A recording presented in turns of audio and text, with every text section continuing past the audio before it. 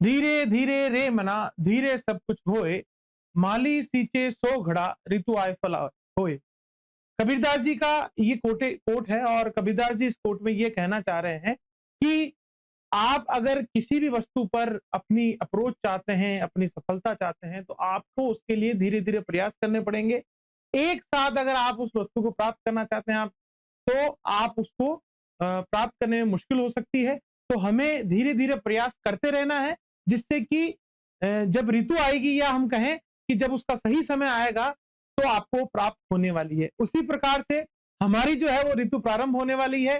कल 4 जून है और 4 जून को जो है रिजल्ट घोषित हो जाएगा, आचार संहिता आ जाएगी, हट जाएगी और आचार संहिता हटने के बाद निश्चित रूप से राजस्थान सरकार द्वारा बहुत सारी वैकेंसियां जो काफी समय से लगभग 6-7 महीनों से पेंडिंग चल रही है, उन सभी की नोटिफिकेशन जारी होने वाली है और आपको बहुत सारी एक साथ भरमार मिलने वाली है वैकेंसियों की। और निश्चित रूप से इसी क्रम में जो है लैब असिस्टेंट 2024 जो ज्योग्राफी, साइंस और गृह विज्ञान तीनों ही विषयों में देखने को मिलेगी आपको। और लगभग भूगोल के अंदर जैसा कि बताया जा रहा है या लैब असिस्टेंट के अंदर जितना बताया जा रहा है कि लगभग 1000 के आसपास पद आने वाले हैं, तो निश्चित ही आपको देखने को मिलेगी। उसी क्रम में हम जो ज्योग्राफी का पार्ट सेकंड है, इससे पहले मैंने एक वीडियो बनाया था जिसमें आपको बताया था कि किस प्रकार से आपको जो है पुस्तकों का अध्ययन करना है, उससे संबंधित वीडियो बनाया जा चुका है। 2022 में भूगोल का पेपर जो आया वो किस प्रकार का आया, कौन सी पुस्तकों में से आया, एनसीईआरटी आपको क्यों पढ़नी चाहिए या उसके साथ कौन-कौन सी बुक्स आपको पढ़नी है, इसके बारे में भी हमने चर्चा कर ली थी। और इसी क्रम में आज हम चर्चा करेंगे भूगोल एक विषय के रूप में। देखिए, ये जो सिलेबस उठाया गया है भौतिक भूगोल वाला, ये हम कहें पूरा का पूरा जो भूगोल पार्ट बी का सिलेबस है, वो यूं की यूं कॉपी कर दी गई है एनसीईआरटी के सिलेबस की। जो आप देखेंगे 11th-12th के अंदर जो बुक्स चलती है, उनकी जो अनुक्रमणिका है, इंडेक्स है, उसको कॉपी करके आपको एज इट इज दे दिया गया है। उसमें कोई बदलाव नहीं किया गया है, एज इट इज। आप देखिए प्रैक्टिकल में भी वही ऑप्शन है और जो भूगोल, भौतिक भूगोल और मानव भूगोल वाले जो ऑप्शंस हैं, जो टॉपिक्स हैं, वो एज इट इज दे दिए गए हैं। तो कुल मिलाकर ये जो पहला टॉपिक है, ये भौतिक भूगोल वाली पुस्तक का, जो भौतिक भूगोल के मूल सिद्धांत कक्षा 11 में एनसीईआरटी की पुस्तक चलती है, उसका पहला प्रथम टॉपिक है। पर इसका मतलब ये नहीं है कि केवल एनसीईआरटी से ही प्रश्न पूछे जाएंगे। इससे पहले हमने जब वीडियो बनाया था, उसमें हमने चर्चा की थी कि एनसीईआरटी में लगभग 65 से 70% प्रश्न पूछे गए। कितने? 65 से 70। और अगर आप आरबीएससी की पुस्तक जोड़ लें तो लगभग 85 से 90% प्रश्न जो है प्रत्यक्ष और अप्रत्यक्ष तौर पे दोनों ही पुस्तकों से पूछे गए। इसका मतलब ये हुआ कि हमें जब अध्ययन करना है तब एनसीईआरटी वाली जो 11th-12th की पुस्तकें हैं और आरबीएससी वाली 11th-12th की पुस्तकें, उन दोनों को साथ में लेकर ही अध्ययन करना पड़ेगा। अब कई अभ्यर्थी ऐसे होंगे जिनको सालों हो चुके हैं 12th किए हुए, जिनके पास ये पुस्तकें अवेलेबल नहीं है या अपने आसपास किसी जो है बुक स्टोर पर ये उपलब्ध नहीं हो रही है या आपको किसी भी सोर्स से प्राप्त नहीं हो रही है, तो आपको निश्चिंत होने की परेशान होने की आवश्यकता नहीं है। आप निश्चिंत रहें। हम लोग आप लोगों के लिए जो है हमने हमारा जो ऐप है, ज्ञानार्थ अकेडमी ऐप है, उसमें फ्री मटेरियल जब आप देखेंगे, ये ज्ञानार्थ अकेडमी ऐप का लोगो है, आप जो है गूगल प्ले स्टोर पर जाइएगा, वहां से डाउनलोड कर सकते हैं। तो वहां पर आपको ये पूरी की पूरी पुस्तकों की पीडीएफ एज इट इज जो पुस्तक आती है उसकी पीडीएफ उपलब्ध हो जाएगी। आप आसानी से कहीं पर भी प्रिंट, आजकल बहुत सारी सुविधाएं हैं, वहां निकालकर अपने उपयोग के लिए प्रयोग कर सकते हैं, बिल्कुल मुफ्त, कोई चार्ज नहीं रखा हमने। और ये पुस्तकें हैं एज इट इज जो एनसीईआरटी की आती है, आरबीएससी की आती है और यहाँ तक कि प्रैक्टिकल वाली जो पुस्तकें हैं वो भी मैंने आप लोगों के लिए ढूंढ कर जो है इस पे डाउनलोड करने की सुविधा आपको दे रखी है। तो आप ज्ञानार्थ अकेडमी का ऐप डाउनलोड करें, वहां फ्री मटेरियल में जाएं और फ्री मटेरियल में डॉक्यूमेंट्स वाला ऑप्शन है, वहां पर लैब स्टैंड 2024 के नाम से एक फोल्डर बना हुआ है। उस फोल्डर के अंदर यहाँ तक कि साइंस की पुस्तकें भी हमने उपलब्ध कराने की कोशिश की है और उसके साथ जो गृह विज्ञान है उनकी भी उपलब्ध करवाई है। तो आप यहाँ से डाउनलोड कर सकते हैं।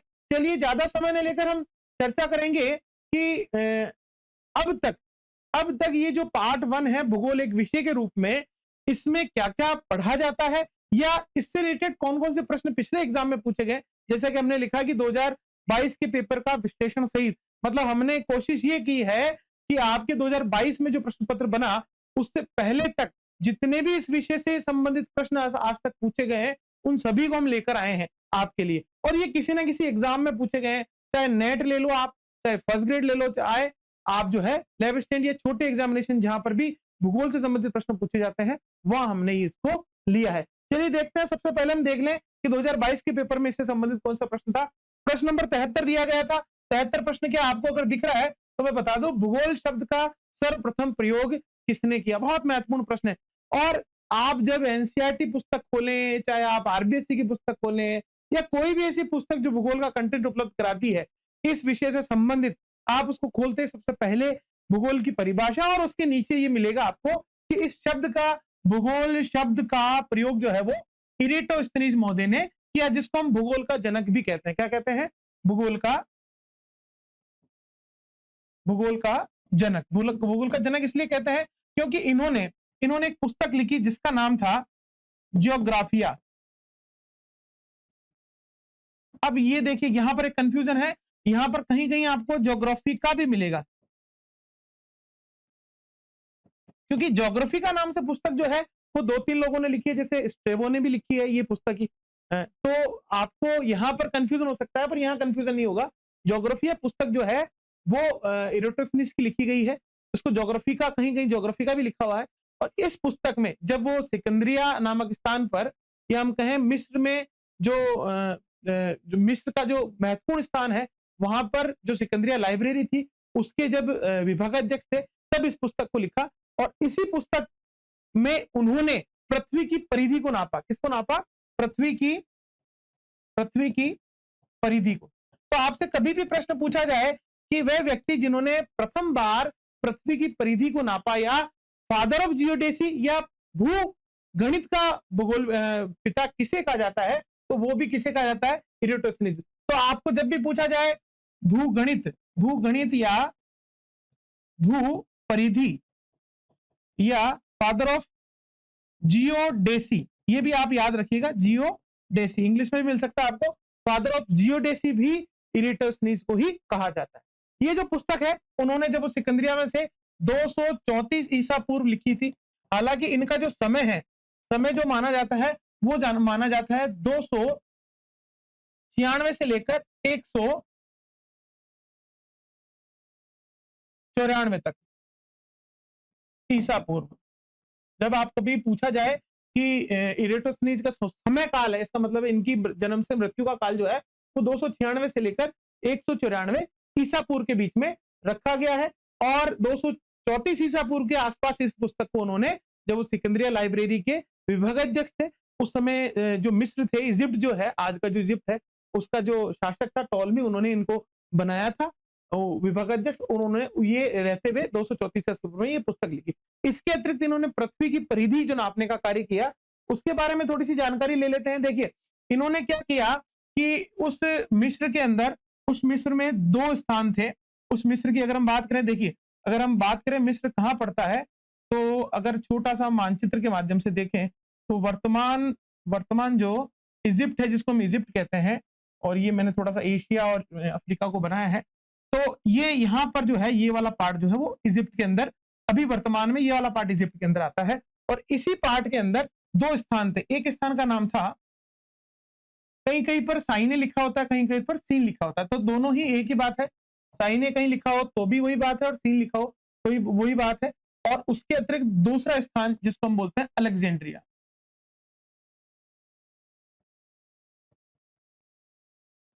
2 स्थान थे, सीन और अलेक्जेंड्रिया। इन दोनों के बीच में लगभग जो दूरी थी वो थी 5000 स्टेडिया। उस दौरान जो मापन की इकाई होती थी, दूरी मापन की इकाई होती थी, वो स्टेडिया थी। और आज लगभग इसको मील के रूप में लिख सकते हैं, मतलब आज का लगभग मील जो है उस दौरान स्टेडिया के रूप में जाना जाता था। और वो ये मानते थे, जो उन्होंने पुस्तक लिखी थी जिसको हम ज्योग्राफिया बोल रहे हैं, 234 ईसा पूर्व के आसपास, इस पुस्तक के अंदर उन्होंने 5 जलवायु कटिबंध बताए थे।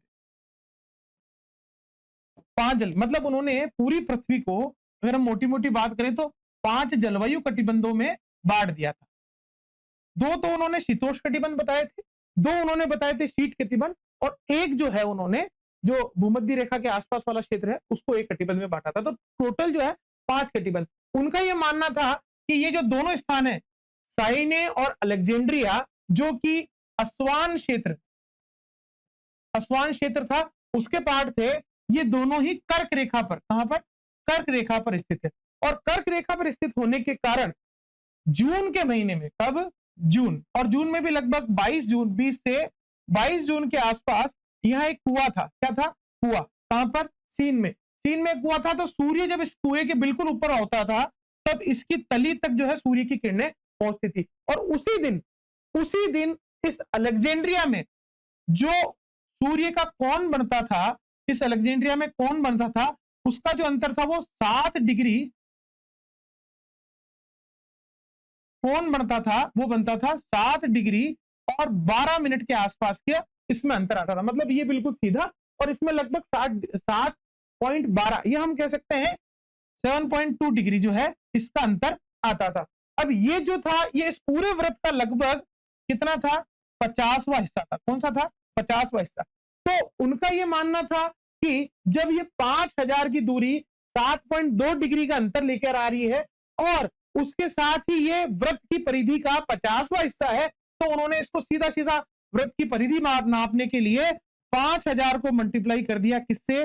50वें हिस्से से। तो आंसर निकल के आया 25,000 स्टेडिया, या हम कहें मील, 25,000 मील। और इसी 25,000 मील, इस 25,000 मील को अगर हम कन्वर्ट करें मील के अंदर, या स्टेडिया को कन्वर्ट करें, तो आज की जो परिधि हमारी है वो 24,899 के आसपास है। 24,899 के आसपास है। इसका मतलब कहीं पर 24,800 भी लिखा है, कहीं 99 भी लिखा है। तो आप ये मान के चलिए क्या कि उनकी जो गणना थी उस दौरान, हम बात कर रहे हैं आज से लगभग 2,500 से 3,000 साल पहले की, तो उस 2,500 से 3,000 साल पहले उन्होंने ये गणना जो है लगभग शुद्ध गणना कर दी। इसमें अगर अंतर की बात करें तो केवल 14% अशुद्धि पाई गई है।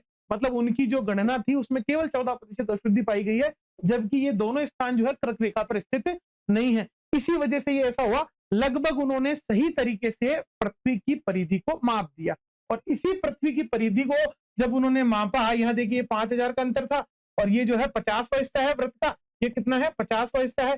तो बाकी की अगर निकालें तो लगभग 24,899 आता है। उन्होंने बताया 25,000। तो कुल मिलाकर उनके द्वारा जो दिया गया हो बिल्कुल लगभग सही है। इसलिए इनको फादर ऑफ ज्योग्राफी इसलिए कहा जाता है क्योंकि उन्होंने ज्योग्राफिया शब्द का प्रयोग किया, और भूगणित इसलिए कहा जाता है क्योंकि गणितीय विधि के माध्यम से उन्होंने पृथ्वी की परिधि का मापन किया। चलिए, ये तो हो गया हमारे इरेटोस्थनीज के बारे में। अब बात करते हैं हम लोग कि नवनिश्चयवाद प्रतिस्थापित किया किसने? नवनिश्चयवाद तो ये किया हमारे ग्रिफिथ टेलर ने। किसने किया? ग्रिफिथ टेलर ने, जिसको हम रुको और जाओ निश्चयवाद भी कहते हैं। क्या कहते हैं? रुको और जाओ निश्चयवाद। बहुत फेमस विचारधारा है। देखिए, भूगोल के अंदर बहुत सारी विचारधाराएं चलती है, जिसमें निश्चयवाद चलता है, संभववाद चलता है, प्रसंभववाद चलता है, नवनिश्चयवाद चलता है। उसी प्रकार से नवनिश्चयवाद को जो है रुको और जाओ निश्चयवाद कहा जाता है। देखिए, जब बात करते हैं हम निश्चयवाद की, तो ये माना जाता है कि पृथ्वी सर्वोपरि है और मानव उसके अधीन कार्यरत है। इसका मतलब ये हुआ कि प्रकृति, या हम कहें पृथ्वी जो है, उसकी जो शक्तियां हैं वो मानव से कई गुना अधिक है, और मानव जो प्रकृति द्वारा दिया जाता है, या प्रकृति द्वारा जैसा बनाया जाता है मानव को, वैसा ही मानव अपने व्यवहार में आता है। तो कुल मिलाकर निश्चयवाद जो है प्रकृति को ऊपर रखता है। ऐसे ही फिर उसके बाद की विचारधारा जो आई वो आई संभववाद। संभववाद में ये कहा गया कि मानव जो है वो स्वतंत्र है। प्रकृति जो है मानव को ऑप्शन दे देती है, और फिर जो मानव है वो अपने तरीके से उन ऑप्शन का प्रयोग करता है। वो चाहे जैसे प्रयोग कर सकता है, स्वतंत्र है प्रयोग करने के लिए। इसको कहा जाता है संभववाद। और इसी के बाद आई नवनिश्चयवाद, या हम कहें जो संभववाद और निश्चयवाद के बीच की विचारधारा है। ये विचारधारा ये कहती है कि प्रकृति जो है वो लिमिटेड ऑप्शन देती है। किसको? मानव को। अनलिमिटेड नहीं देती, लिमिटेड ऑप्शन देती है, और मानव उस लिमिटेड ऑप्शन में से स्वतंत्र है कि कोई भी अपना जो है ऑप्शन वो चूज कर सकता है। तो दोनों को उन्होंने बराबर बैलेंस करने की कोशिश की, और इसी कोशिश को हम नवनिश्चयवाद कहते हैं, रुको और जाओ निश्चयवाद कहते हैं। ग्रिफिथ टेलर महोदय कहते हैं कि प्रकृति जो है वो पुलिस मैन की तरह है, कि पुलिस जो चौराहे पर खड़ी रहती है उस प्रकार से है। पुलिस हमें ऑप्शन देती है कि चौराहे पे आप इधर जा सकते हैं, इधर जा सकते हैं, इधर जा सकते हैं, या घूम कर जा सकते हैं। ये 4 ऑप्शन देती है। तो पुलिस हमें पहले रोकती है, मतलब जो बत्ती होती है, आप देखते हैं कि बत्ती पर रुकना पड़ता है। फिर उसके बाद जो है मानव ऑप्शन चूज करता है कि मेरे को सीधे जाना है कि इधर जाना है कि इधर जाना है या वापस घूमना है, तो वो जो 4 ऑप्शन प्रकृति ने दिए हैं, उसी में से उसको चारों में से एक चूज़ करना। ऐसा नहीं है कि नहीं मैं तो अपनी अलग से राह बना लूँगा, ऐसा नहीं होता। तो पुलिसमैन की बात थी, रुको, पहले देखो और फिर उसके बाद जाओ। इसीलिए इसको रुको और जाओ निश्चयवाद भी कहा जाता है। गिरफिट टेलर मोदे ने इसको दिया। चलिए आगे बात करते हैं अगली ऑप्शन की। तो इलियड व ओडिसी ग्रंथों की प्राचीन भौगोलिक जानकारियों का समावेश किस विद्वान द्वारा किया गया? बहुत महत्वपूर्ण प्रश्न है। देखिए, ये है हमारे होमर, महाकवि होमर कहा जाता है। यूनानी भूगोलवेताओं को जब आप पढ़ना प्रारंभ करेंगे तो ये प्रथम भूगोलवेता है जिन्होंने भूगोल से संबंधित जो तथ्य हैं, जो भौगोलिक वर्णन है, उनको अपने ग्रंथों में या हम कहें अपने लेखन कार्य के अंदर परीक्षित किया। इसके अलावा ये जो थे, ये एक कवि थे और कवि का कार्य क्या होता है? अपनी रचनाएं गठित करना, अपनी कविताएं, अपने जो ग्रंथ लिखते हैं वो लिखना। तो महाकवि होमर ने 2 ग्रंथ लिखे, एक तो लिखा इलियड व ओडिसी, और ये दोनों ही ग्रंथ भूगोल से संबंधित नहीं है। मैं आपको बता दूं, ये एक युद्ध का विवरण है। युद्ध का विवरण मतलब इन दोनों ही पुस्तकों में जो है युद्ध के बारे में बताया गया है कि किस प्रकार से एक ट्रोया और एक और स्थान था, उन दोनों स्थानों के बीच में, दोनों राजाओं के बीच में किस प्रकार से युद्ध हुआ। उस युद्ध के दौरान जितनी भी भौगोलिक घटनाएं हुई, उसका अर्थ ये हो गया कि उस दौरान जो समुद्र के रास्ते वो आए या उन्होंने समुद्र के किनारे युद्ध किया, तो उस दौरान किस प्रकार से सूर्य उदय होता है, सूर्य अस्त होता है, और किस प्रकार से धाराएं आती है, किस प्रकार से हवाएं आती है, तूफानी हवाएं आती है, गर्म हवाएं आती है, ठंडी हवाएं आती है, उन सभी के बारे में इन्होंने इन ग्रंथों के अंदर, इलियड व ओडिसी दोनों ग्रंथों के अंदर, जो कि कविताओं का संग्रह है, उनके अंदर अपना भौगोलिक ज्ञान के बारे में लिखा। इसलिए हम भूगोलवेता मानते हैं इनको। तो ये जो आपको पूछा जाए कभी भी कि इलियड व ओडिसी ग्रंथ किन्होंने लिखे, तो महाकवि होमर ने लिखे। अब इन्होंने क्या इन ग्रंथों में एक महत्वपूर्ण चीज और बताई हमें, इन्होंने बताई हवाओं की दिशा। ये हवाओं के बारे में बताया। इन्होंने कहा कि हवाएं 4 दिशाओं से आती है और इन 4 दिशाओं से जो नाम है उन्होंने स्पेशल नाम दिए। सबसे पहले हम बात करें उत्तरी हवा। तो उत्तरी हवा के बारे में इन्होंने लिखा कि इसका नाम जो है उन्होंने लिखा बोरियस, जिसको उत्तरी हवा भी कहते हैं, जो कि शीत पवन है। कैसी है? शीत व अत्यंत शीत पवन है, अत्यंत ठंडी है। फिर उसके बाद इन्होंने दक्षिण के लिए लिखा नॉर्थ।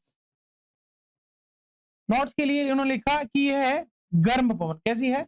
गर्म पवन। इसके बाद हमने बात करी पश्चिमी हवा की, जिसको इन्होंने लिखा जेफायरस। जेफायरस लिखा, और जेफायरस के लिए इन्होंने लिखा कि ये तूफानी पवन है। कैसी है? तूफानी। और इसी प्रकार से इन्होंने जो पूर्वी हवा थी उसको लिखा यूरुस, और इसके बारे में भी इन्होंने लिखा कि ये कैसी है? तूफानी है। तो इन्होंने 4 हवाओं के बारे में लिखा। याद रखिएगा, बोरियस नॉर्थ जो पूर्वी है वो यूरुस है, और जेफायरस जो है वो पश्चिमी है। तो याद रखिएगा, ये 4 हवाओं के बारे में किसने बताया?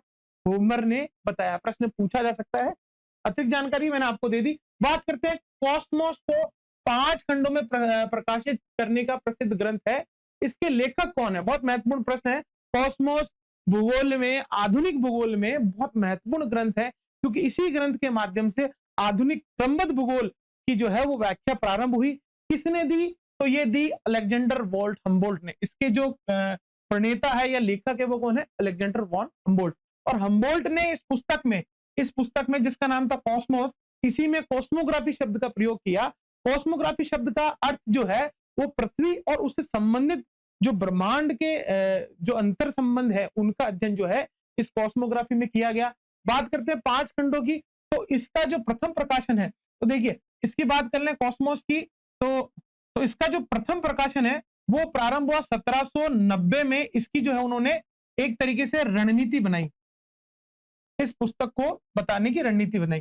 फिर उन्होंने 1827 के अंदर जाकर एक व्याख्यान दिया royal society of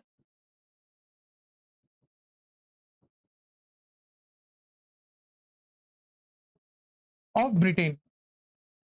royal society of Britain के अंदर एक व्याख्यान दिया 1827 में, और यहीं से ये कॉस्मोस शब्द जो है इस व्याख्यान से फेमस हुआ। अब 1827 में उनको ये लग गया उस व्याख्यान के अंदर कि ये बहुत फेमस हो गया है, लोगों से जो है बहुत डिमांड आने लगी कि आप जो है व्याख्यान को दोबारा दीजिए। उसके बाद इन्होंने कई जगह इस व्याख्यान को दिया और 1845 में जाकर 1845 में जाकर इसको ग्रंथ या पुस्तक के रूप में बना दिया गया। तो कुल मिलाकर आपसे पूछे कि इस ग्रंथ की रचना, ये पुस्तक की रचना कब हुई, तो 1845 में हुई। और इसका जो इनकी जो मृत्यु है, अगर हम हम्बोल्ट की बात करें तो हम्बोल्ट जो है वो 1769 से 1859 तक जीवित रहे। और इनकी जो पांचवा खंड है जिसकी बात कर रहे हैं हम, 5 खंडों में बनाई गई। तो ये जो पांचवा खंड, 4 खंड तो ये लिख के चले गए थे, और पांचवा खंड जो है, पांचवा, कई बार पूछा जाता है कि पांचवा खंड कब प्रकाशित हुआ, तो पांचवा खंड हुआ 1862 में। याद रखिएगा, पांचवा खंड 1862 में लिखा गया, कॉस्मोस का, अलेक्जेंडर वॉन हम्बोल्ट का। अब ये कहा भी जाता है कि इन्होंने जो इस पुस्तक के लिए ज्ञान प्राप्त करना था या प्रयोग जो करने थे वो कहां किए गए, तो वो किए उन्होंने दक्षिणी अमेरिका में। कहां पर किए? दक्षिणी अमेरिका, मध्य दक्षिणी अमेरिका में ये उन्होंने प्रयोग किए। मतलब दक्षिणी अमेरिका की अगर बात करें तो दक्षिण अमेरिका का जो उत्तरी पार्ट है, जिसमें ये जो अमेजन वाला जंगल वाला इलाका है, यहाँ पर इन्होंने ये पार्क जो है इस पर प्रयोग किए थे। इसके अतिरिक्त इनके बारे में प्रश्न जो और पूछा जाता है कि इनको क्या कहा जाता है, तो ये आधुनिक भूगोल के पिता है। किसके हैं? आधुनिक भूगोल के। और आधुनिक भूगोल के साथ ही इसको क्रमबद्ध भूगोल के पिता भी इनको कहा जाता है, क्रमबद्ध। और इन्हीं के समकक्ष से कार्ल रिटर महोदय, उनको जो है प्रादेशिक भूगोल का पिता, आधुनिक प्रादेशिक भूगोल का पिता कहा जाता है। तो याद रखिएगा, हम्बोल्ट और रिटर जो है वो लगभग साथ साथ के हैं। केवल इनमें जो है अगर हम रिटर की बात कर लें तो रिटर देखिए यहाँ पर 1769 है और 1779 लेके से 1859, दोनों की मृत्यु की ईयर एक ही है। और ये एक तरीके से हम देखें दोनों एक दूसरे के प्रतिद्वंदी थे। इन दोनों के जो सिद्धांत है, इन दोनों की जो विचारधाराएं हैं, वो लगभग एक दूसरे से अपोजिट है। और इन दोनों का जो है कालखंड लगभग सेम है। चलिए आगे बढ़ते हैं, अगले प्रश्न की ओर बढ़ जाते हैं। देखते हैं कि पृथ्वी को गोलाकार बताने वाला प्रथम विद्वान कौन था। बहुत अच्छा प्रश्न है कि पृथ्वी को जो है गोलाकार बताने का कार्य सबसे पहले किसने किया। तो ये जो प्रश्न का आंसर है वो है, तो ये जो है ये अरस्तु ने बताया। और इन्होंने एक उस समय जो है 2 विचारधाराएं थी, एक तो थी जियोसेंट्रिक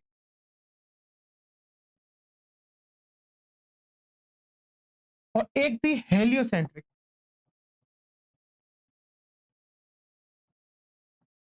अब जियोसेंट्रिक हेलियोसेंट्रिक में अंतर क्या है, तो आपको प्रश्न पूछा भी जा सकता है कि जियोसेंट्रिक विचारधारा क्या है, हेलियोसेंट्रिक विचारधारा क्या है। अभी जो है असिस्टेंट प्रोफेसर का एग्जाम हुआ था और उसमें ये प्रश्न पूछा गया था कि हेलियोसेंट्रिक विचारधारा से संबंधित जो विचारक है वो कौन है।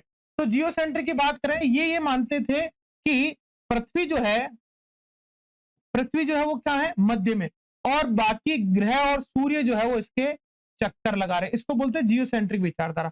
इसी प्रकार से हेलियोसेंट्रिक विचारधारा में ये कहा गया कि सूर्य मध्य में है और पृथ्वी व अन्य जो ग्रह है वो सूर्य के चक्कर लगा रहे हैं। इसको बोलते हैं हेलियोसेंट्रिक, इसको बोलते हैं जियोसेंट्रिक। तो अरस्तु उसी के विचारक माने जाते हैं। और ये प्रथम व्यक्ति जो इन्होंने बताया कि पृथ्वी कैसी है, गोलाकार है। कैसी है? गोलाकार है। और भूगोल में जो दर्शन है, या हम कहें भूगोल का जो दार्शनिक व्यू है, वो अरस्तु ने प्रस्तुत किया। चलिए आगे बढ़ते हैं अगले प्रश्न की ओर कि सर्वप्रथम पृथ्वी की त्रिज्या नापने वाला विद्वान कौन था। अब देखिए, अभी मैंने आपको थोड़ी देर पहले बताया कि इरेटोस्थनीज ने क्या किया, पृथ्वी की क्या नापी, परिधि नापी। तो परिधि के साथ जो त्रिज्या नापने का काम भी किसने किया, इरेटोस्थनीज ने ही किया। याद रखिएगा, त्रिज्या का जब पूछा जाए या परिधि का पूछा जाए, भूगणित का पूछा जाए, तो हम इरेटोस्थनीज ही लिखेंगे। चलिए सबसे अगले प्रश्न की बात करें कि प्रथम सौरमंडल के बारे में विश्व के समक्ष जानकारी प्रस्तुत करने का श्रेय किसको जाता है। बहुत अच्छा प्रश्न है कि सौरमंडल के बारे में सबसे पहले किसने बताया पृथ्वी पर सौरमंडल जो है। मैंने अभी आपको बताया था जियोसेंट्रिक विचारधारा। इसके जो हम प्रणेता की बात करें तो वो है कोपरनिकस। कौन है? कोपरनिकस। ये पहले व्यक्ति थे जिन्होंने सूर्य के बारे में, या सूर्य को प्रथम बार ये बताया कि सूर्य जो है पृथ्वी के मध्य में है और पृथ्वी उसके चारों ओर चक्कर काट रही है, सौरमंडल के मध्य में है और चक्कर काट रही है।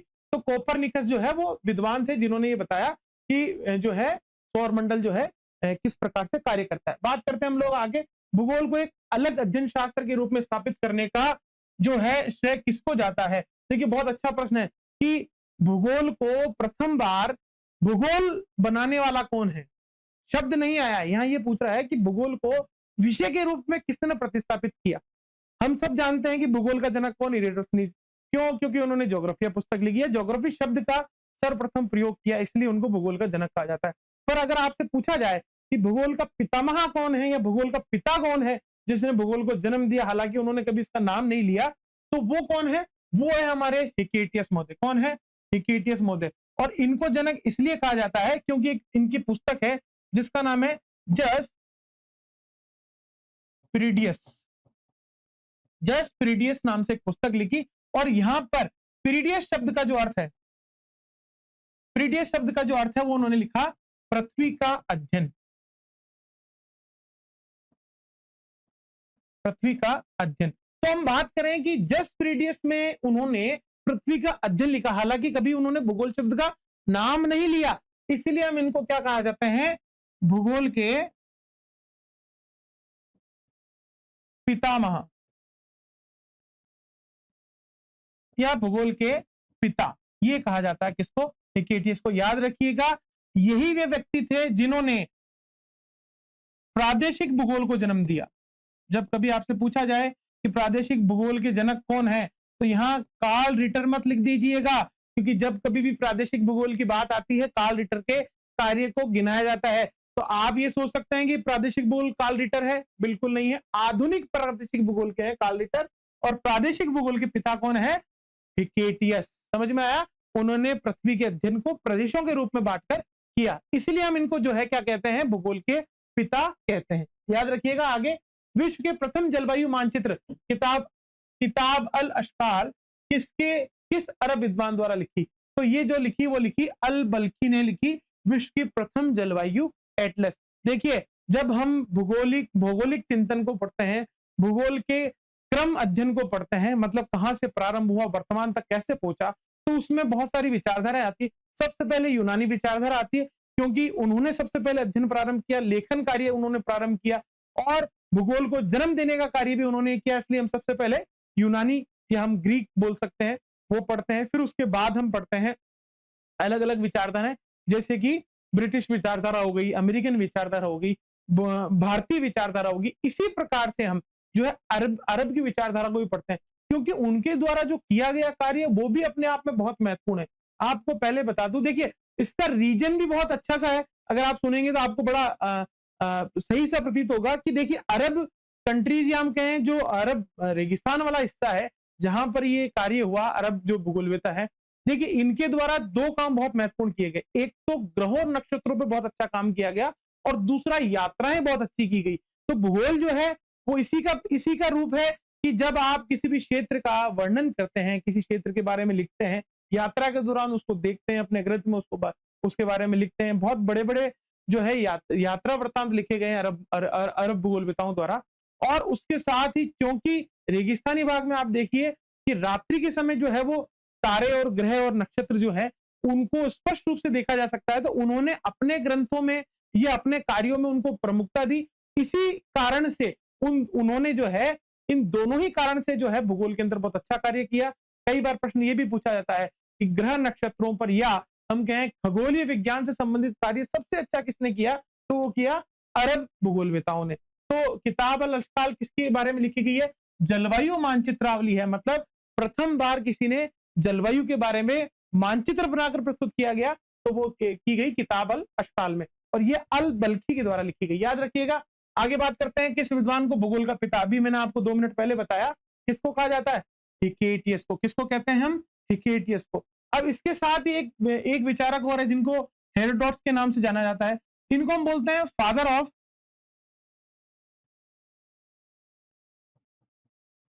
हिस्ट्री। क्या कहा जाता है इनको? फादर ऑफ हिस्ट्री, मतलब इतिहास का पिता कहा जाता है, क्योंकि इन्होंने अपने जो कार्य हैं उसमें ऐतिहासिक तथ्यों को या हम कहें इतिहास को या ऐतिहासिक कालक्रम को ज्यादा महत्वपूर्ण दिया, और वो हिस्ट्री की शुरुआत करने वाले यही थे, इसलिए इनको फादर ऑफ हिस्ट्री भी कहा जाता है हेरोडोटस को। और इनका जो कार्य था वो था नील नदी का या हम कहें मिस्र उस दौरान जो भौगोलिक ज्ञान था या हम कहें बौद्धिक ज्ञान का बहुत बड़ा केंद्र था। और मिस्र जो है वो नील नदी के किनारे पे स्थित था, तो इनका जो कार्य था वो प्रमुखतः नील नदी से संबंधित था और उसके साथ ही जो समुद्र वाला हिस्सा है उससे। तो इनका जो योगदान है हमारे भूगोल में भी बहुत महत्वपूर्ण है, इसलिए इनको हम भूगोलवेताओं के अंदर भी रखते हैं, हेरोडोटस को। बात करते हैं भौतिक भूगोल के, भौतिक पर्यावरण का अध्ययन कहा जाता है। ये किसने कहा? बहुत अच्छा क्वेश्चन है कि भौतिक भूगोल को किसका? भौतिक पर्यावरण का अध्ययन कहा जाता है। ये जो हम कहें ये विचारधारा या हम कहें ये परिभाषा है वो किसने दी? ये दी हमारे आर्थर होम्स ने। किसने दी? आर्थर होम्स ने। याद रखिएगा, भौतिक पर्यावरण किसने बताया? आर्थर होम्स ने। आगे बढ़ते हैं, इनमें से कौन से क्षेत्र को क्षेत्र वर्णनीय विज्ञान की संकल्पना से संबंधित नहीं है? बहुत अच्छा प्रश्न है कि इनमें से कौन कौन जो है वो क्षेत्र वर्णनीय विज्ञान या क्षेत्रीय भिन्नता या क्षेत्र विभिन्नता से संबंधित है और इन चारों में से कौन नहीं है। तो इसके अंदर जो सही आंसर होगा, देखिए, हैटनर वे व्यक्ति है जिन्होंने जिन्होंने क्षेत्रीय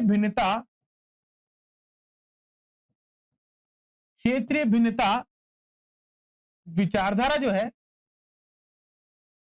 इसकी क्या की? व्याख्या की। क्या की? व्याख्या। किसने की? हैटनर। बहुत महत्वपूर्ण विचारधारा है ये हमारी भूगोल की। रिस्टोफेन वे व्यक्ति थे जिन्होंने ये जो शब्द है, शब्द दिया। किसने? रिस्टोफेन ने। क्षेत्रीय भिन्नता शब्द।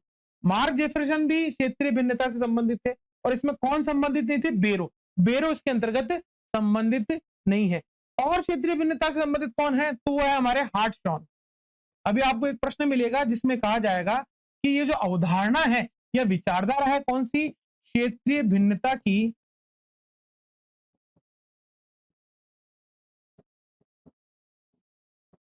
संकल्पना जो है वो किसने दी? वो दी हमारे हॉटशॉन ने दी। किसने दी?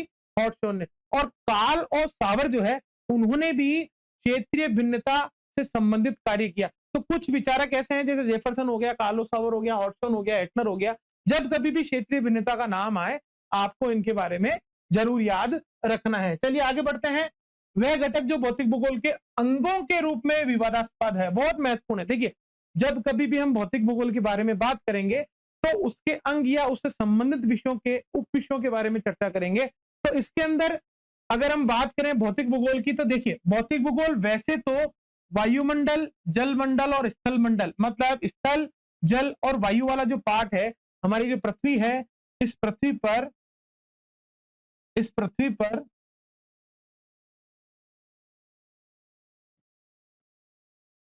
इस पृथ्वी पर जो स्थल मंडल वाला पार्ट है, जो जल मंडल वाला पार्ट है और इसके चारों तरफ जो हमारा वायुमंडल वाला पार्ट है, ये रखा जाता है भौतिक भूगोल के अंतर्गत। ये उसकी मूल भावना है, अध्ययन की मूल भावना है। पर कुछ विद्वान जो है वो ये मानते हैं कि केवल भौतिक रूप का अध्ययन के साथ मानवीय अंतर संबंधों का या मानवीय तथ्य को जोड़ते हुए अगर अध्ययन किया जाए तो वो भी भौतिक भूगोल के अंतर्गत रखा जाता है। इसीलिए हमने जीव भूगोल जो है, देखिए अभी मैं आपको एक सारणी दिखाऊंगा जिसमें भूगोल के विषय दिए गए हैं। जीव भूगोल या हम कहें पादप भूगोल या वनस्पति भूगोल जो है वो किसमें रखा गया है? वो भौतिक भूगोल में रखा गया है। तो इसमें हम जैव मंडल को बाहर नहीं निकाल सकते, ये भी भौतिक भूगोल का ही पार्ट है। पर कुछ विद्वान जैव मंडल को भौतिक भूगोल में नहीं रखते। वो कहते हैं कि भूगोल जो है वो पृथ्वी और पृथ्वी से संबंधित तथ्यों का अध्ययन है या पृथ्वी के मूल तथ्यों का अध्ययन है, तो वो जैव मंडल को इसके अंतर्गत नहीं मानते। इसीलिए ये विवाद है कि जैव मंडल जो है वो भौतिक भूगोल का पार्ट नहीं है। इसलिए इसका जो सही आंसर होगा वो होगा जैव मंडल। क्या होगा? जैव मंडल। जब कभी भी आपको पूछा जाए कि भौतिक भूगोल क्या है, वैसे तो ये चारों ही इसके अंदर आते हैं। बहुत सारी परिभाषाएं ऐसी है जिसमें जैव मंडल को भौतिक भूगोल की परिभाषा के अंतर्गत रखा गया है। मानव को रखा गया है, जीवों को रखा गया है, जीव जंतुओं को, परिस्थिति को रखा गया है। तो जैव मंडल पार्ट हुआ, परंतु कुछ विचारक ऐसे हैं जो उसको नहीं मानते। इसलिए क्या है? इनके बीच में विवाद है। याद रखिएगा, विवाद है। चलिए आगे बढ़ जाते हैं और देखते हैं अगला क्वेश्चन कौन सा है कि भूगोल की दो प्रमुख शाखाएं कौन कौन सी है। बहुत अच्छा क्वेश्चन है कि प्रमुख शाखाओं की बात करें तो दो ही है, एक तो हमारा भौतिक भूगोल और एक है हमारा मानव भूगोल। दो ही पार्ट है भूगोल के अंदर। चलिए आगे बढ़ते हैं। कृषि भूगोल, आर्थिक भूगोल मानव का ही पार्ट है। पादप भूगोल, जीव भूगोल भौतिक भूगोल का पार्ट है। मौसम भूगोल और जलवायु भूगोल किसके पार्ट है? भौतिक भूगोल के। ये भी आ सकते हैं, तो इनके बारे में याद रखिएगा। मैं आपको एक सारणी देता हूं, तो ये सारणी अगर आपके पास होगी तो आप कभी नहीं भूलेंगे कि कौन से पार्ट में कौन सा आता है। सबसे पहले बात करें भूगोल की शाखाओं के बारे में, तो बात करें भौतिक भूगोल में कौन कौन से आते हैं। भूगणित, देखिए गणित से ये मत समझ लेना कि मानव के बारे में बात हो रही है। ये भूगणित का मतलब ये हो रहा है कि पृथ्वी की जितनी भी परिधि है, त्रिज्या है, या जितनी भी ज्यामितीय आकृतियां हैं, उनकी दूरियां हैं, ये सब मापने का कार्य भूगणित में किया जाता है, और ये भौतिक भूगोल का ही पार्ट है। भूभौतिकी, भूभौतिकी का मतलब है जियोफिजिक्स, कि पृथ्वी की गतियां किस प्रकार की है। जो फिजिक्स से रिलेटेड पार्ट है किसका, भूगोल का, वो भूभौतिकी के अंतर्गत रखा जाता है, और ये भी किसका है, भौतिक भूगोल का ही पार्ट है।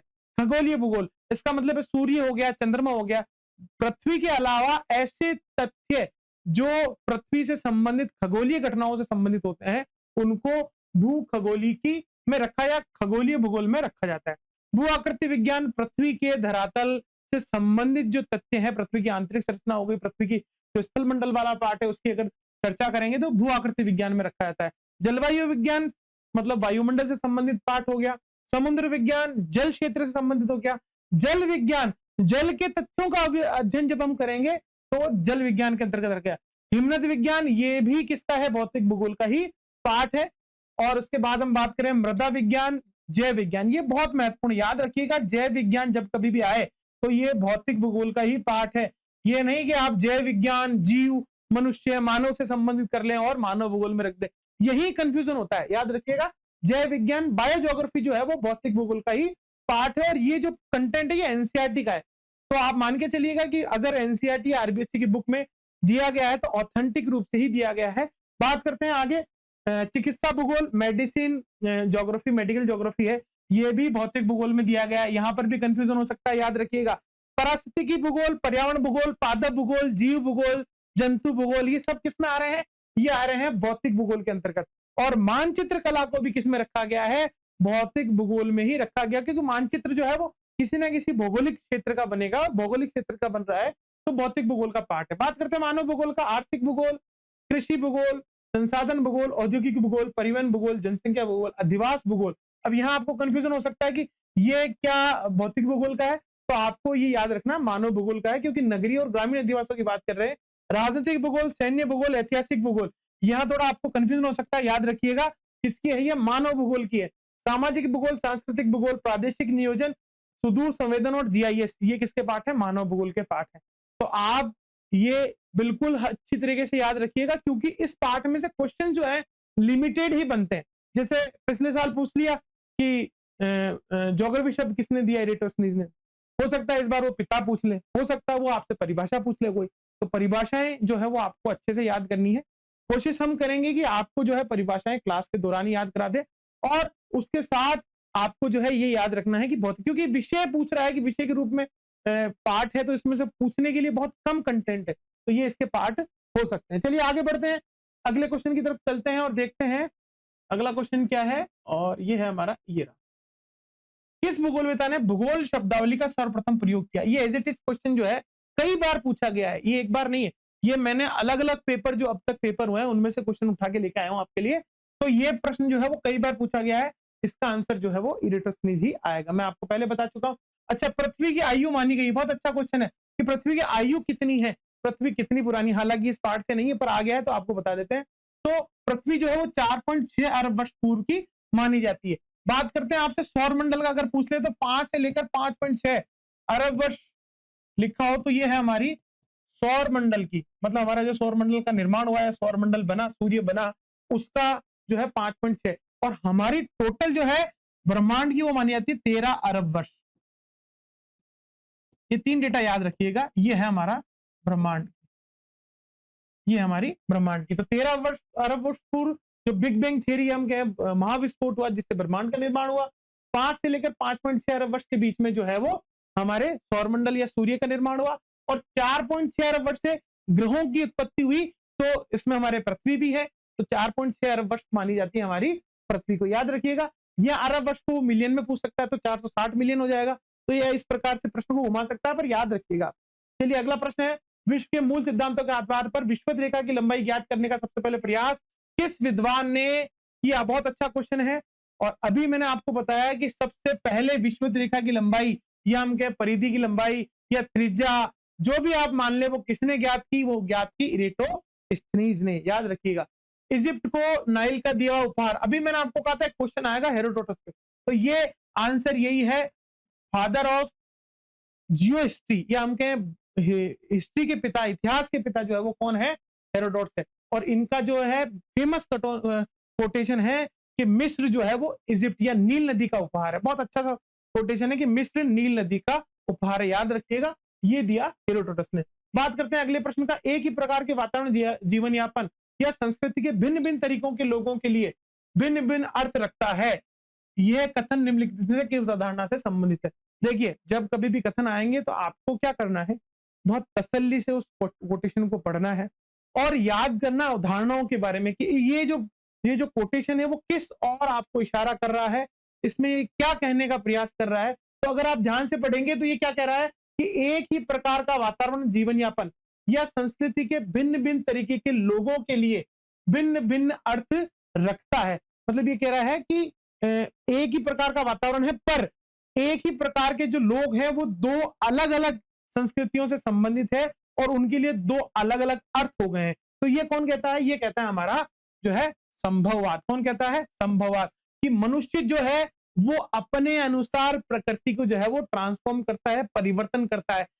कहीं पर पहाड़ी क्षेत्र में मनुष्य जो है, जैसे हम चर्चा करें संसाधनों की, तो जैसे अगर पृथ्वी की ये हम बात करें अफ्रीकी महाद्वीप की, ये जो अफ्रीकी महाद्वीप है और इसी के समकक्ष हमारा जो एशिया वाला पार्ट है, तो यहाँ देखेंगे कि यहाँ पर जो जो व्यक्ति निवास कर रहे हैं या मानव निवास कर रहा है और इसी परिस्थिति के समकक्ष दूसरे स्थान पर जब निवास कर रहा है, यहाँ पर संसाधनों की कमी होते हुए, जैसे जापान जैसे देश है, चीन जैसे देश है, उन्होंने बहुत अधिक विकास कर लिया। जबकि यहाँ संसाधन होते हुए भी या हम कहें दोनों एक जैसी परिस्थिति होते हुए भी यहाँ का विकास जो है वो अल्प है, न्यून है। यहाँ पर अभी भी पिछड़ापन पाया जाता है अफ्रीका के अंदर, जबकि दोनों एक ही स्थान पर स्थित है, एक जैसी परिस्थितियां हैं, फिर भी ऐसा देखा जा रहा है। तो कुल मिलाकर मानव ने जो है वो अपनी योग्यताओं से जो है वो विकास करता है। तो ये यही कहने की कोशिश कर रहा है कि एक ही परिस्थिति होते हुए भी मानव जो है भिन्न भिन्न तरीकों से विकास करता है या भिन्न भिन्न तरीके रखता है कार्य के। तो ये किसमें है? संभववाद में। तो इसमें मानव को सर्वोपरि माना है। प्रकृति तय नहीं करती है कि मानव किस प्रकार का कार्य करेगा। चलिए आगे बढ़ते हैं। भूगोल को मानव परिस्थिति विज्ञान के रूप में किसने विकसित किया? आप एक याद रखिएगा कि जब कभी भी ये शब्द आ जाए, कौन सा? मानव परिस्थिति, ह्यूमन इकोलॉजी या इकोलॉजी शब्द आ जाए भूगोल के अंदर, किसी विचारक का नाम पूछा जाए तो आंख मीच कर लिख दीजिएगा J.H. बेरोज। बिल्कुल, बेरोज जो है वो मानव इकोलॉजी या मानव परिस्थिति विज्ञान के जनक कहे जाते हैं। चलिए आगे बढ़ते हैं। कॉस्मोस शब्द की, कॉस्मोग्राफी शब्द की अभी मैंने आपको बताया किसने की? हम्बोल्ट द्वारा किया गया कॉस्मोग्राफी। और ये जो शब्द है इसका सर्वप्रथम प्रयोग उन्होंने रॉयल सोसाइटी ऑफ लंदन या रॉयल सोसाइटी ऑफ ब्रिटेन जो है उसके एक व्याख्यान के दौरान किया गया 1827 के अंदर। चलिए आगे बढ़ते हैं। नियतिवाद द्वारा प्रतिपादित होता है। नियतिवाद, देखिए मैंने आपको कहा था कि विचारधाराएं, हालांकि विचारधाराएं आगे हम और पढ़ेंगे। तो नियतिवाद जो है वो किससे संबंधित है? प्रकृति से, तो या प्राकृतिक वातावरण के प्रभाव से। याद रखिए, संभववाद आ जाएगा तो मानव केंद्रित हो जाएगा और इसको अगर हम दोनों को बराबर हिस्सा देंगे तो हो जाएगा नवनिश्चयवाद। चलिए आगे बढ़ते हैं। भौतिक भूगोल और मानव भूगोल के बीच भौगोलिक द्वैत को क्या कहा जाता है? बहुत अच्छा सा प्रश्न है। एक बार एक एग्जाम में पूछा गया था तो मैंने कहा कि आप लोगों के लिए रख देता हूं, और इसको कहा जाता है द्वैतवाद। क्या कहते हैं? द्वैतवाद। हालांकि ऑप्शन थोड़ा ऊंचे नीचे हो गए हैं पर आंसर जो होगा उसका द्वैतवाद। भूगोल के अंदर जो द्वंद्व पैदा हो जाता है किसी भी एक तथ्य को, एक विचारधारा को लेकर, तो उस भाग को कहा जाता है द्वैतवाद। क्या कहते हैं? द्वैतवाद। चलिए आगे बढ़ते हैं। निम्नलिखित में से भूगोलविदों का आगमन का सही क्रम है। बहुत अच्छा सा प्रश्न है कि कौन सा भूगोलविद कब आया, उसका सही क्रम है। तो देखिए, सबसे पहले अगर हम बात करें तो बात होती है हम्बोल्ट की। मैंने आपको कहा था ना दोनों लगभग समकक्ष है। ये जो है हम्बोल्ट जो है वो 1769 में आए। फिर रिटर जो आते हैं वो आते हैं 1779 में, और उसके बाद जो रिस्टोफेन आते हैं वो आते हैं 1833 में। 1833 में, और उसके बाद आते हैं हमारे रेड जेल। तो इसका जो सही क्रम ये है, हम्बोल्ट, रिट्रेट, रिस्टोफैन और रेड जेल। हालांकि ये दोनों समकक्ष है और ये दोनों भी समकक्ष है। प्रश्न इसीलिए पूछा गया है क्योंकि ये दोनों क्या है, एक ही कालक्रम के हैं, इसलिए। चलिए आगे बढ़ते हैं। भूमध्य रेखा की लंबाई का निर्धारण करने वाला प्रथम भूगोलविद कौन था? कई बार ये प्रश्न आएगा, बार बार पूछेगा, हो सकता है अगली बार भी आ जाए। तो कौन था? इरिटोस्थनीज। बात करते हैं आगे। हम्बोल्ट की अपनी प्रचित पुस्तक कॉस्मोस में कहा क्षेत्रीय कार्य या फील्ड वर्क किया? मैंने जब आपको अभी हम्बोल्ट बताया तब ये बताया था कि इन्होंने दक्षिण अमेरिका का जो उत्तरी भाग है, उत्तरी पूर्वी भाग है, वहां पर कार्य किया। चलिए आगे बढ़ते हैं। भौगोलिक लेखों कृतियों में दार्शनिक दृष्टिकोण सर्वप्रथम किसके द्वारा अपनाया गया? बहुत अच्छा सा प्रश्न है कि ऐसा कौन व्यक्ति था जिन्होंने भूगोल को दार्शनिक दृष्टिकोण दिया, या दर्शन भूगोल के पिता किसे कहते हैं? बहुत अच्छा सा क्वेश्चन है कि दार्शनिक भूगोल किसे कहा जाता है। तो ये है हमारे इमैनुअल कांट। जब कभी भी आप कांट पढ़ना प्रारंभ करेंगे, सबसे पहली लाइन यही आएगी कि भूगोल में दर्शन लाने का श्रेय जो है वो इमैनुअल कांट को दिया जाता है, जर्मन भूगोलविद इमैनुअल कांट। चलिए आगे बढ़ते हैं। प्रकृति मनुष्य के किसी विशिष्ट मार्ग पर नहीं चलाती, लेकिन वह अनेक संभावनाएं प्रस्तुत करती है, जिसमें से मनुष्य को चुनने के लिए स्वतंत्रता होती है। कथन निहितार्थ है। अब देखिए, अगर इस कोटेशन में एक शब्द को बदल दिया जाता तो आंसर बदल जाता। देखते हैं कौन सा शब्द। तो अगर यहां पर वो अनेक संभावनाओं की जगह सीमित संभावनाएं कर देता, क्या कर देता? सीमित संभावनाएं कर देता, तो आंसर हो जाता नवनिश्चयवाद और संभववाद, दोनों पागम का जो मिक्सचर है, जिसको हम बोलते हैं नवनिश्चयवाद। अगर ये क्या कर देता? सीमित कर देता। पर इसने क्या कहा है कि अनेक संभावनाएं देती है और मनुष्य उसमें से स्वतंत्र है किसी को भी एक्सेप्ट करने के लिए। तो ये कौन सा हो गया? ये हो गया हमारा संभववादी उपागम। याद रखिएगा कि जब प्रकृति अनेक संभावनाएं देती है और उसमें से कोई भी अगर वो चूज कर सके, प्रकृति बाधित नहीं कर सकती। अगर प्रकृति बाधित कर दे तो वो निश्चयवाद में चला जाएगा। प्रकृति सीमाएं बना दे तो वो नवनिश्चयवाद में चला जाएगा। और अगर प्रकृति स्वतंत्र कर दे कि कुछ भी चूज कर लो, तो वो किस में होगा? वो होगा हमारा संभववाद में। याद रखिएगा, क्वेश्चन इसी प्रकार का पूछा जाएगा। कंटेंट कम है इस वाले पोर्शन में। चलिए आगे बढ़ते हैं। भौतिक भूगोल की वह शाखा जिसमें तापमान, वायुदाब, पवनों की दिशा, गति, आर्द्रता, वायुराशि, विक्षोभ आदि विषय का अध्ययन किया जाता है। तो ये हमारा किया जाता है जलवायु विज्ञान में। जल से संबंधित होगा तो समुद्र विज्ञान में हो जाएगा। ग्रहों नक्षत्रों से संबंधित होगा या चंद्रमा सूर्य से संबंधित होगा, खगोलीय भूगोल में हो जाएगा। मृदा, ये हम के स्थल भाग से संबंधित होगा तो वह मृदा भूगोल के अंतर्गत आ जाएगा। बात करते हैं क्षेत्रीय भिन्नता की अवधारणा किसने प्रस्तुत की? अभी मैंने आपको बताया कि क्षेत्रीय भिन्नता की अवधारणा हॉटशॉन ने दी, व्याख्या हेटनर ने की, शब्द रिस्टोफोन ने दिया, और उस पर जो कार्य है वो कार्लो सावर ने किया। तो कुल मिलाकर हम बात करें, आंसर क्या हो गया? रिचर्ड हॉटशॉन जो है इसका आंसर हो गया। चलिए आगे बढ़ते हैं। क्षेत्रों के अभिज्ञान के लिए अनिवार्य है कि उनकी समानताओं और स्थानिक भिन्नताओं का अध्ययन किया जाए। प्रश्न पूछा गया है कि क्षेत्रों के, देखिए इस प्रकार के प्रश्न में आपको एक चीज ध्यान रखनी है कि एक तो मिलेगा आपको कथन, दूसरा मिलेगा कारण। कथन को हमेशा प्रश्न की तरह पूछा जाए। क्या पूछा जाए? प्रश्न की तरह। जब भी आप कथन पढ़े तो ये समझिएगा कि वो प्रश्न पूछ रहे हैं, और कारण उसका उत्तर होना चाहिए। अगर प्रश्न आपको सही लगता है तो बिल्कुल ए सही हो जाएगा। आर जो कारण के अंदर लिखा जाता है, रीजन आर जो, अगर वो उससे संबंधित है तो वो उसकी व्याख्या हो जाएगी, और सही संबंधित है तो उसकी सही व्याख्या हो जाएगी। ए और आर सही है और उनकी व्याख्या है। ठीक है, तो ये जो ऑप्शन आपको दिए गए हैं उसके अनुसार आपको छांटना है। तो ये कह रहा है कि क्षेत्रों के अभिज्ञान के लिए अनिवार्य है कि उनकी समानताओं और स्थानिक भिन्नताओं का अध्ययन किया जाए। बहुत अच्छा सा है, बिल्कुल सही है कि अगर आपको किसी भी क्षेत्र के बारे में जानकारी, अपनी अभिज्ञान, अपनी जानकारी में वृद्धि करनी है तो आपको क्या करना पड़ेगा? उसकी समानताओं के बारे में अध्ययन करना पड़ेगा और भिन्नताओं के बारे में भी अध्ययन करना पड़ेगा।